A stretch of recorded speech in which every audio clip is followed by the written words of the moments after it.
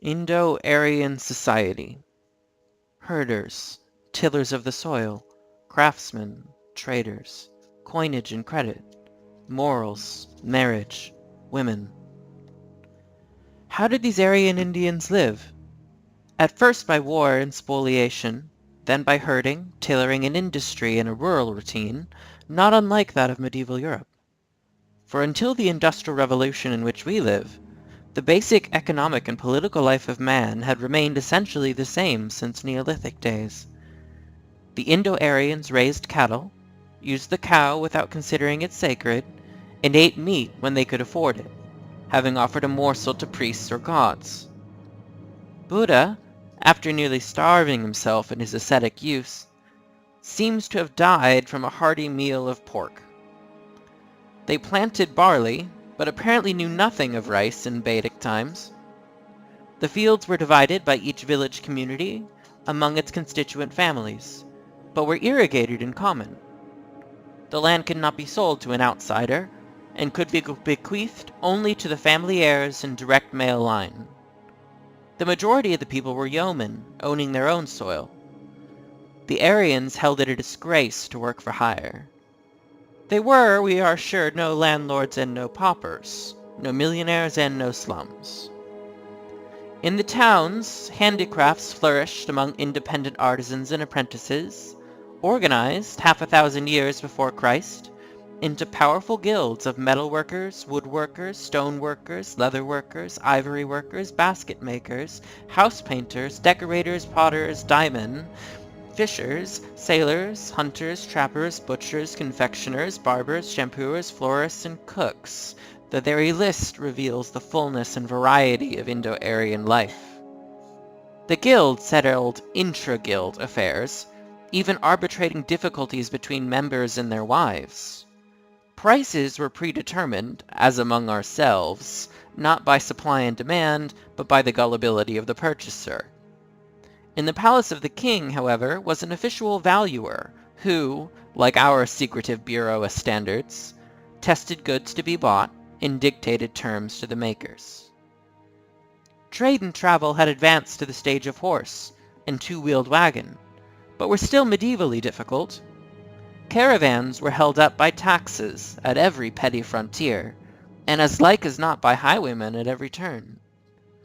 Transport by river and sea was more developed. About 860 BC, ships with modest sails and hundreds of oars carried to Mesopotamia, Arabia, and Egypt such typical Indian products as perfumes and spices, cotton and silk, shawls and muslins, pearls and rubies, ebony and precious stones, and ornate brocades of silver and gold. Trade was stunted by clumsy methods of exchange, at first by barter, then by the use of cattle as currency. Brides, like Homer's oxen-bearing maidens, were bought with cows. Later, a heavy copper coinage was issued, guaranteed, however, only by private individuals. There were no banks. Hoarded money was hidden in the house, or buried in the ground, or deposited with a friend. Out of this, in Buddha's age, grew a credit system. Merchants in different towns facilitated trade by giving one another letters of credit. Loans could be obtained from such Rothschilds at 18%. And there was much talk of promissory notes. The coinage was not sufficiently inconvenient to discourage gambling. Already dice were essential to civilization.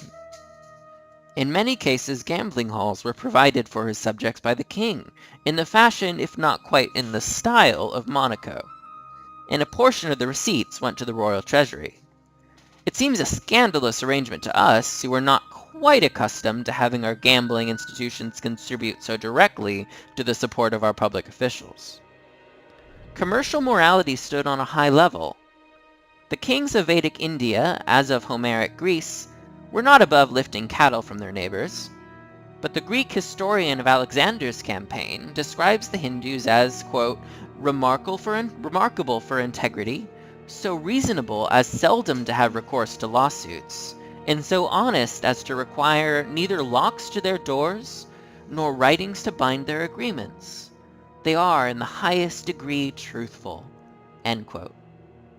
The Rig Veda speaks of incest, seduction, prostitution, abortion, and adultery, and there are some signs of homosexuality.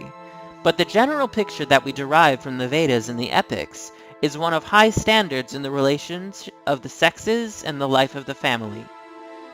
Marriage might be entered into by forcible abduction of the bride, by purchase of her, or by mutual consent. Marriage by consent, however, was considered slightly disreputable. Women thought it more honorable to be bought and paid for, and a great compliment to be stolen. Polygamy was permitted, and was encouraged among the great. It was an act of merit to support several wives, and to transmit ability. The story of Draupadi, who married 5 brothers at once, indicates the occasional occurrence in epic days of that strange polyandry, the marriage of one woman to several men, usually brothers, which survived in Ceylon till 1859, and still lingers in the mountain villages of Tibet. But polygamy was usually the privilege of the male, who ruled the Aryan household with typical patriarchal omnipotence. He held the right of ownership over his wives and his children, and might in certain cases sell them, or cast them out. Nevertheless, woman seems to have enjoyed far greater freedom in the Vedic period than in later India. She had more to say in the choice of her mate than the forms of marriage might suggest. She appeared freely at feasts and dances, and joined with men in religious sacrifice. She could study, and might, like Gargi, engage in sophisticated philosophical disputation. If she was left a widow, there were no restrictions upon her remarriage. In the heroic age, woman seems to have lost something of this liberty. She was discouraged from mental pursuits on the ground that, quote, "for a woman to study the Vedas indicates confusion in the realm," unquote. The remarriage of widows became uncommon. Purdah, the seclusion of women, began, and the practice of sati, almost unknown in Vedic times, increased. The ideal woman was now typified in the heroine of the Ramayana, that faithful Sita, who follows and obeys her husband humbly through every test of courage and fidelity unto even her death.